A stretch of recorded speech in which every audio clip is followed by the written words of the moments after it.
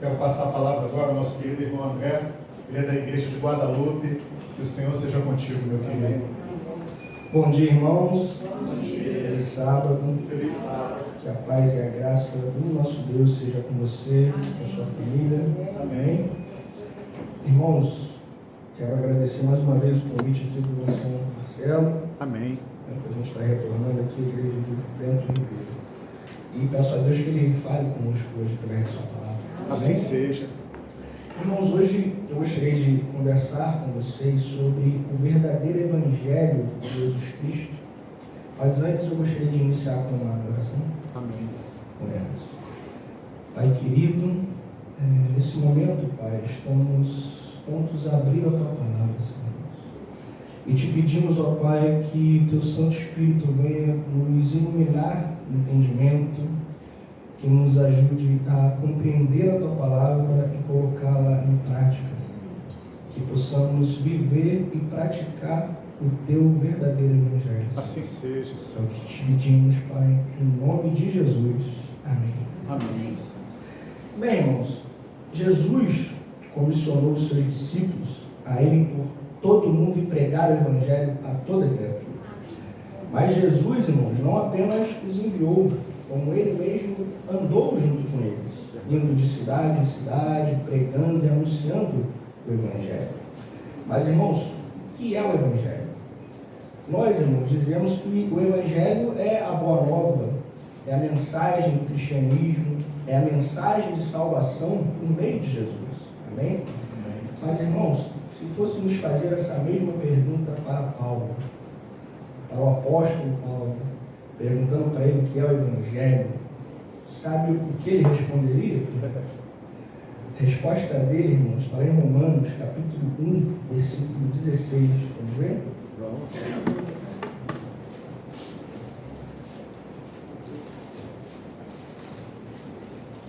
Romanos, capítulo 1, versículo 16.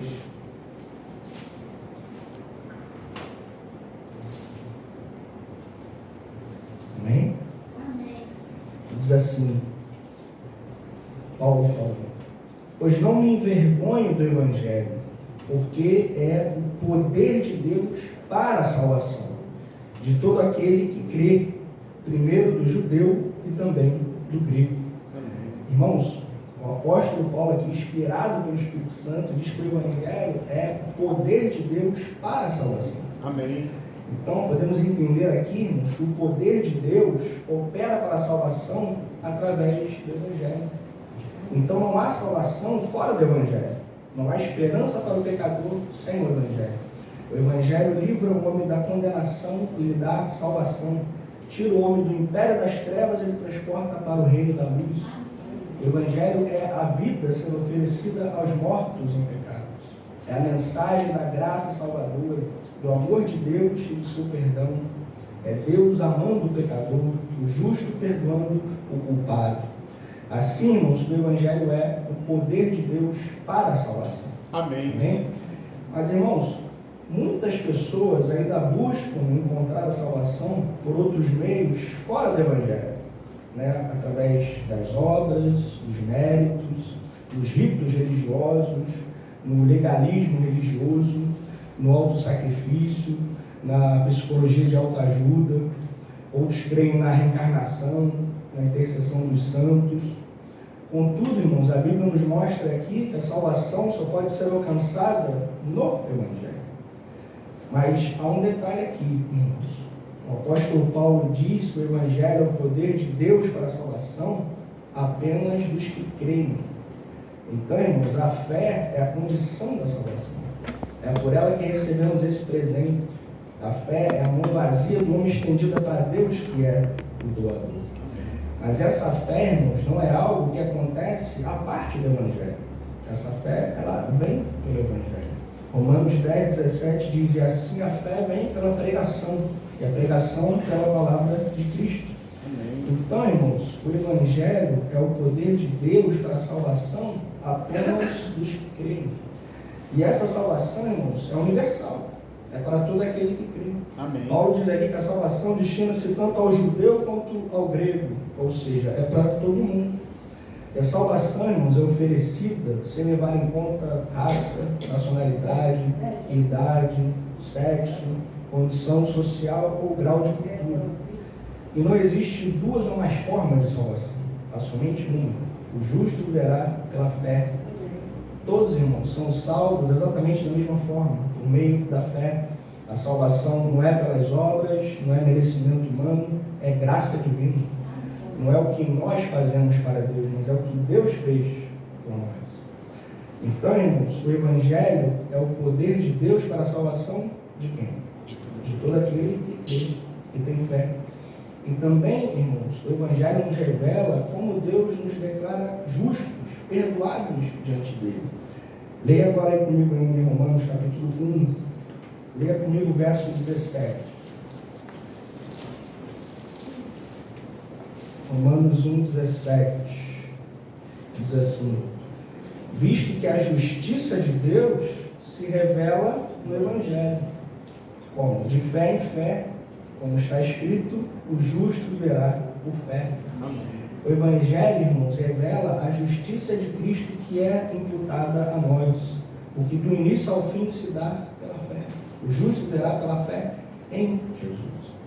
Então, irmãos, o Evangelho somente pode ser experimentado como poder de Deus para a salvação da nossa vida, quando esse é recebido e crido. Mas eu não tenho dúvidas, irmãos, de que quando o Evangelho, a palavra de Deus é semeada no seu coração, existe aí uma grande batalha espiritual para que essa semente, essa palavra, ela não caia em boa terra. Então ela não nasça e não cresça.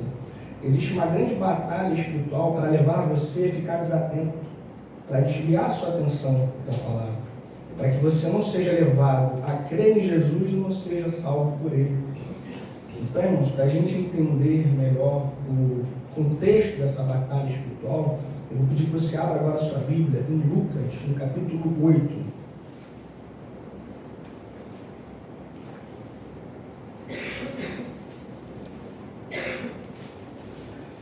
Lucas capítulo 8, vamos ler a partir do verso 4, a parábola do semeador.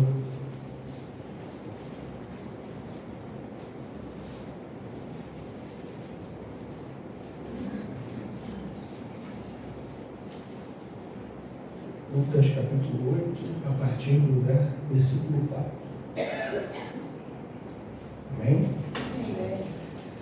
Jesus diz assim: afluindo uma grande multidão e vindo ter com ele gente de todas as cidades, disse Jesus por parábola: eis que o semeador saiu a semear, e ao semear, uma parte caiu à beira do caminho. Foi pisada, e as aves do céu a comeram. Outra caiu sobre a pedra, e tendo crescido, secou por falta de umidade. Outra caiu no meio dos espinhos, e estes, ao crescerem com ela, a sufocaram. Outra, afinal, caiu em boa terra, cresceu e produziu a 100 por 1. Dizendo isto, clamou: quem tem ouvidos para ouvir, ouça. A explicação da parábola, verso 9. E os discípulos o interrogaram, dizendo: que parábola é esta? Respondeu-lhes Jesus: a vós outros é dado conhecer os mistérios do reino de Deus. Aos demais falam-se por parábolas, para que vendo não vejam e ouvindo não entendam. Este é o sentido da parábola. A semente é a palavra de Deus. A que caiu à beira do caminho são os que a ouviram. Vem a seguir o diabo e arrebata-lhes do coração a palavra, para não suceder que, crendo, sejam salvos. A que caiu sobre a pedra são os que, ouvindo a palavra, a recebem com alegria. Estes não têm raiz, creem apenas por algum tempo e, na hora da provação, se desviam. A que caiu entre espinhos são os que ouviram e, no decorrer dos dias, foram sufocados com os cuidados, riquezas e deleites da vida. Os seus frutos não chegam a amadurecer. Verso 15. A que caiu na boa terra são os que, tendo ouvido de bom e reto coração, retêm a palavra. Estes frutificam com perseverança. Bem, irmãos, nós vimos aqui nessa parábola que Jesus fala de 4 tipos de solo, ou 4 diferentes tipos de coração, com 4 diferentes atitudes em relação à palavra de Deus. E no verso 9, os discípulos interrogam Jesus sobre o sentido da palavra.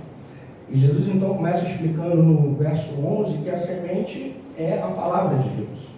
E no verso 12, agora, Jesus explica aos discípulos sobre o significado da semente que caiu à beira do caminho. Vamos ler novamente, o verso 12 diz assim: a que caiu à beira do caminho são os que a ouviram. Vem a seguir o diabo e arrebata-lhes do coração a palavra, para não suceder que, crendo, sejam salvos. Eu gostaria de ler para vocês, o comentário de Ellen White sobre essa palavra, desse verso. Está no livro Parábolas de Jesus, página 44. Ela diz assim: a semente lançada à beira do caminho representa a palavra de Deus quando cai no coração de um ouvinte desatento. O homem ouve sim a palavra, mas não a entende. Não discerne que ela se aplica a ele próprio. Não percebe o amor de Cristo, que passa pela mensagem de sua graça como alguma coisa que não lhe diz respeito. Como os pássaros estão prontos para tirar a semente do caminho, assim também Satanás está atento para tirar da mente os princípios da verdade divina. Teme que a palavra de Deus possa despertar os negligentes e ter efeito sobre o coração endurecido. Satanás e seus anjos estão nas reuniões onde o Evangelho é pregado. Enquanto anjos do céu se esforçam para impressionar os corações com a palavra de Deus, o inimigo está alerta para torná-la sem efeito. Enquanto Cristo, pelo seu amor, atrai a alma, Satanás procura desviar a atenção daquele que é movido a buscar o Salvador. Preocupa a mente com projetos mundanos, instiga a crítica ou insinua dúvida e incredulidade. A linguagem do orador ou as suas maneiras pode não agradar o ouvinte, e ele se detém sobre esses defeitos. Assim, a verdade de que carecem e que Deus lhes enviou tão graciosamente não causa impressão duradoura. Irmãos, existem atualmente no meio evangélico algumas pregações que fazem bastante sucesso, que agradam os ouvintes, que as pessoas dão bastante atenção, aplaudem. Geralmente, irmãos, é um sermão que fala só de prosperidade, de milagres, de riquezas, de curas, que trazem apenas benefícios imediatos, que é só por aqui e por agora. O diabo, irmãos, ele não está preocupado em comer esse tipo de semente, porque ela não vai frutificar mesmo para a vida eterna. E o Evangelho, irmãos, não é para arrancar aplauso dos homens. 1 Tessalonicenses 2,4 diz assim: pelo contrário, visto que fomos aprovados por Deus a ponto de nos confiar Ele o Evangelho. Amém. Assim falamos não para que agrademos a homens, sim a Deus que prova o nosso coração. Então, irmãos, o verdadeiro Evangelho de Jesus Cristo não é Evangelho de prosperidade. Esse Evangelho não é o Evangelho da cruz. Esse Evangelho promete conforto sem sacrifício, promete sucesso sem renúncia, promete riqueza na terra e não felicidade no céu. Esse Evangelho coloca o ser humano no centro, em vez de colocar Deus no centro. Esse Evangelho é Deus quem está a serviço do homem, não o homem a serviço de Deus. Esse Evangelho é a vontade do homem que deve ser feita no céu, e não a vontade de Deus que deve ser feita na terra. E esse é um falso Evangelho, irmãos, principalmente porque confunde prosperidade com salvação. Principalmente, irmãos, porque confunde prosperidade com salvação. E uma coisa não tem nada a ver com a outra. Confunde riqueza na terra com felicidade no céu. Esse falso evangelho troca a felicidade eterna pela prosperidade, a salvação pelo sucesso. Esse falso evangelho substitui a promessa das mansões celestiais pelas mansões aqui da terra. O evangelho da prosperidade, irmãos, ele é popular, ele atrai multidões, mas ele não reconcilia o homem com Deus. Ele enche o homem de soberba em vez de levá-lo ao arrependimento. E esse falso evangelho, irmãos, tem atraído e enganado muitas pessoas e afastado de Deus as pessoas ingênuas, em vez de conduzi-las ao Salvador. E também, irmãos, o verdadeiro evangelho de Jesus Cristo não está centralizado em milagres, em prodígios. Há muitos que pregam o evangelho apenas para aliviar a dor do corpo e não para sarar as enfermidades da alma. Pregam cura, mas não pregam arrependimento. Pregam milagres e não a fé salvadora. Pregam sobre supostos direitos que o homem possui, mas não pregam sobre a necessidade desse mesmo homem de se arrepender. Precisamos, irmãos, com toda certeza, afirmar que Deus ele realiza milagres, pois Ele é o mesmo ontem, hoje e será eternamente. Porém, irmãos, o Evangelho não é constituído apenas de milagres. O milagre pode até abrir portas para o Evangelho, mas ele não é o Evangelho. O milagre em si não é suficiente para converter o pecador. Somente o Espírito Santo pode fazer isso. Amém. E Jesus, irmãos, ele não veio ao mundo apenas com o propósito de aliviar a dor do corpo. Ele veio para salvar o homem do pecado. Sua missão principal foi morrer na cruz e ressuscitar dentre os mortos para nos salvar. Mas aí, irmãos, aquela semente, aquela palavra que fere o orgulho humano, que leva o homem ao arrependimento, que leva o homem a nascer de novo, a entregar sua vida para Jesus, essa é a semente que muitas vezes é pisada pelos homens. Essa é a semente que muitas vezes o homem não dá a devida atenção. Ele fica desatento. Ou ele fecha o coração e a palavra não entra. O coração fica endurecido. E é essa semente, irmãos, que o diabo está assim preocupado em comer e arrebatar, porque essa é a semente que vai levar o homem ao arrependimento, a crer em Jesus, a salvação e a vida eterna. Agora, irmãos, nós vamos ver o segundo tipo de solo, o segundo tipo de coração e de reação à palavra de Deus. E no verso 13 agora, Jesus vai explicar aos discípulos sobre a semente que caiu sobre a pedra. Verso 13 diz assim: aqui caiu sobre a pedra são os que, ouvindo a palavra, a recebem com alegria. Estes não têm raiz, creem apenas por algum tempo, e na hora da provação se desviam. Eu gostaria também de ler para os irmãos o comentário de Ellen White, que está no livro Parábolas de Jesus, páginas 46 e 47. Ela diz assim: a semente lançada no pedregal encontra solo pouco profundo. A planta brota rapidamente, mas as raízes não podem penetrar no rochedo a fim de obter nutrição para sustentar seu crescimento e logo perece. Deus quer que aceitemos a palavra divina logo que venha ao nosso coração. E é justo que a recebamos com alegria. Mas aqueles de quem se fala na parábola, que aceitam logo a palavra, não calculam o custo, não ponderam que deles exige a palavra de Deus, não a confrontam diretamente com todos os seus hábitos de vida e não se submetem completamente à sua direção. Assim, o que não tem raiz em si mesmo é de pouca duração. E chegada a angústia e a perseguição por causa da palavra, logo se ofende. Muitos aceitam o Evangelho para escapar ao sofrimento e não para serem libertos do pecado. Regozijam-se algum tempo pensando que a religião os livrará de dificuldades e provações. Todavia, desfalecem sobre a ardente prova da tentação. Não podem levar o opróbrio, a afronta, o desprezo por amor de Cristo. Ofendem-se quando a palavra de Deus lhes aponta algum pecado acariciado ou exige renúncia e sacrifício. Irmãos, há pessoas que ouvem a palavra de Deus e que lhe respondem com alegria, mas que reagem apenas emocionalmente. Ela responde com entusiasmo, mas sem reflexão. Ela responde com a mesma rapidez que também desiste. São pessoas, irmãos, que não tomaram decisões pensadas, que não calcularam o preço do discipulado, que não pensaram no custo que é a vida cristã, na abnegação que precisam ter.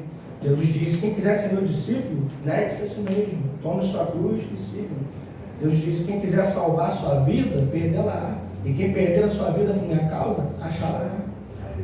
Então, irmãos, não há cristianismo sem abnegação, sem renúncia. E, na verdade, as pessoas que tomam a decisão por Jesus apenas no emocional, essas pessoas não suportarão os dias de prova. Quando a luta chegar, quando as provas vierem, quando as tentações chegarem, essas pessoas ficarão desiludidas. Porque, na verdade, elas não colocaram sua fé em Jesus. Elas colocaram sua fé apenas nas vantagens imediatas que elas poderiam ter. Elas não se renderam ao verdadeiro evangelho do Senhor Jesus Cristo. O evangelho que exige renúncia, que exige arrependimento, que exige sacrifício, que exige entrega total a Jesus. Mas agora, irmãos, há o terceiro tipo de solo, de coração e de reação à palavra de Deus. E no verso 14 agora, Jesus vai explicar aos discípulos sobre a semente que caiu entre espinhos. No verso 14 diz assim: aqui caiu entre espinhos são os que ouviram e no decorrer dos dias foram sufocados com os cuidados, riquezas e deleites da vida. Os seus frutos não chegam a amadurecer. Irmãos, a semente que caiu entre espinhos refere-se ao ouvinte que até recebe a palavra, mas de repente os cuidados e prazeres do mundo o atraem. Ele quer ser seguidor de Cristo, mas ele também quer agradar o mundo. O coração dele ainda está dividido. Ele não é só de Jesus, ele não se entregou completamente a Jesus. E há também alguns, irmãos, que são dominados pelas riquezas. Quantas pessoas, irmãos, que trocam os tesouros do céu pelos tesouros aqui desse mundo, que gastam todo o seu tempo, sua vida e saúde para conseguir dinheiro. Pessoas que amam o dinheiro. O problema, na verdade, irmão, não é você ter dinheiro, o problema é o dinheiro ter você. O problema é o dinheiro dominar você. E quando o seu coração passa a amar as coisas, você não pode amar a Deus. Jesus diz lá em Mateus 6,24, ninguém pode servir a dois senhores, porque o há de aborrecer-se de um e amar o outro, ou se devotará a um e desprezará o outro. Não podeis servir a Deus e as riquezas. Então, irmãos, é importante você descobrir o que está disputando na sua vida com a palavra de Deus. E não permita, irmão, que nada ocupe o lugar absoluto da palavra de Deus na sua vida. Agora, irmãos, há o quarto tipo de solo, de coração, de reação à palavra de Deus. E agora, no verso 15, para a gente caminhar aqui para o final, Jesus vai falar da boa terra. Lucas capítulo 8, versículo 15, diz assim: aqui caiu na boa terra são os que, tendo ouvido de bom e reto coração, retêm a palavra. Estes frutificam com perseverança. A boa terra, irmãos, é aquela onde a semente da palavra caiu, nasceu, cresceu, floresceu e que frutificou. Glória a Deus, irmãos, porque há corações que se rendem à influência do Espírito Santo e que se abrem para receber a palavra do Evangelho. Amém. E a semente da palavra de Deus nesse coração vai brotar, vai crescer e vai produzir muitos frutos para a glória de Deus. A Bíblia diz aqui, irmãos, que a semente que cai em boa terra, esses retêm a palavra e esses frutificam com perseverança. E esses frutos, irmãos, são as evidências da salvação de Cristo operando em nossa vida. Louvado seja Deus, irmãos, porque eu e você ainda podemos ser esse solo fértil. Amém. Onde a palavra de Deus vai cair, vai nascer, vai frutificar e no nome de Deus vai ser glorificado. Esse é o momento de você pensar, irmão, será que o meu coração anseia pela palavra de Deus mais do que os prazeres desse mundo? O Evangelho, irmãos, é o poder de Deus para a sua salvação, para a sua libertação, para quebrar o poder do diabo, do pecado e da morte.